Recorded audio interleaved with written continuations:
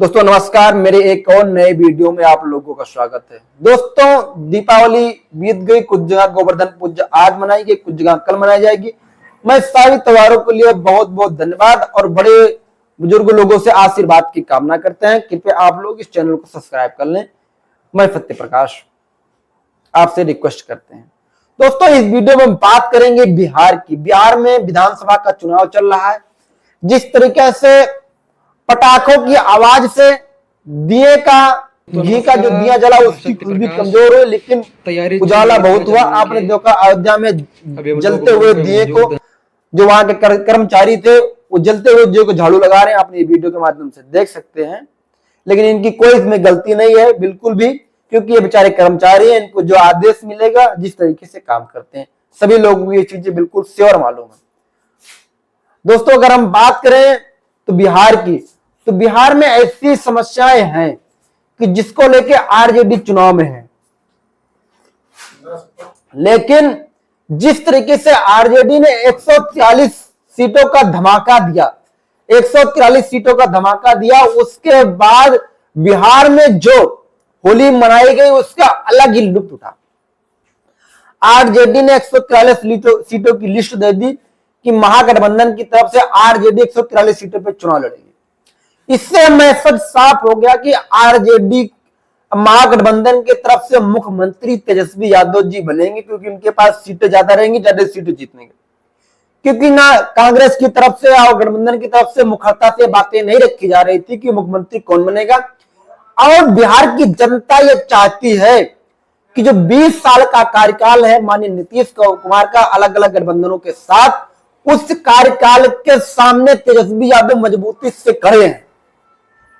क्योंकि पलायन का मुद्दा हो, बेरोजगारी का मुद्दा हो, रोजगार का मुद्दा हो, खासकर जो युवाओं पे लाठी बरसी, जब नीतीश कुमार की बात आती है तो जिस तरीके से लाठी बरसी, यहां तक पटना यूनिवर्सिटी की बात थी तो चुनाव आ गया। केंद्र की सरकार, राज्य की सरकार, दोनों सरकारें थी, लेकिन जो पटना यूनिवर्सिटी थी उसका दर्जा मांगा गया था, उसका केंद्रीय दर्जा अभी तक नहीं मिला। यह बहुत बड़ी बात है, सोचने वाली बात है।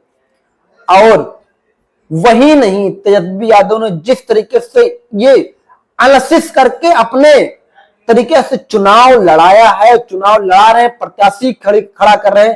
शायद 20 के आसपास 24 महिलाओं को अभी तक 143 सीटों पे टिकट दिया गया। पहले 6 तारीख को जो वोटिंग पड़ेगी उसमें आरजेडी और जेडीयू ज्यादातर सीटों पे आमने सामने रहेंगे। ये बिल्कुल साफ हो जाएगा पहले चरण से कि किस तरीके से तेजस्वी यादव का रिजल्ट आने वाला है। और इसी को देखते हुए जिस तमाम प्रवक्ता, बीजेपी के जो प्रवक्ता अभी तक कर रहे थे कि महागठबंधन में ये चल रहा है, वो चल रहा है, वो अब मुखरता से अपनी बात कर रहे हैं, कह रहे हैं कि महागठबंधन में सब कुछ सही नहीं चल रहा है, क्योंकि सीटों का बंटवारा सही तरीके से नहीं हुआ। ये बिल्कुल साफ है, घबराहट है कि तेजस्वी यादव मुख्यमंत्री बनने वाले हैं बिहार में। आप लोगों को क्या लग रहा है, राय जरूर दीजिए। वही नहीं, तेजस्वी यादव ने इस बार जो बड़े कद के नेता थे, जो अलग पार्टियों से नाराज चल रहे थे, जिसका अच्छा वोट बैंक है, उनको भी मौका दिया। क्योंकि चुनाव कभी कभी ये होता है कि लोग चुनाव जीतते जीतते हार जाते हैं। उस बात को हम नहीं कह रहे हैं, सर्टिफिकेट वाली हम बात कर रहे हैं, समझने वाले समझ गए होंगे।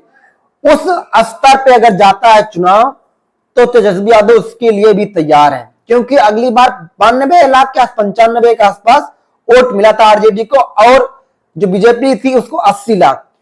तो वोट के मायने से बीजेपी आरजेडी से कम वोट पाई थी, लेकिन और सीट भी कम थी, लेकिन गठबंधन की सरकार बनाते बनाते अपनी सरकार एनडीए चलाई। जिस तरीके 17 महीने में 5 लाख नौकरियां तेजस्वी यादव जी ने दिया, उसका भी फायदा तेजस्वी यादव जी को मिल रहा है। ये घबराहट बता रहे हैं कि महागठबंधन की सरकार, रोजगार की सरकार, तेजस्वी यादव जी मुख्यमंत्री बनने वाले हैं, ये बिल्कुल साफ हो गया है। और जो युवा वर्ग है, और खासकर जो पलायन की बातें होती थी, लोगों का मानना है कि 8 लाख के आसपास लोग बाहर से छठ पूजा, दिवाली मनाने के लिए बिहार में आ जाते हैं।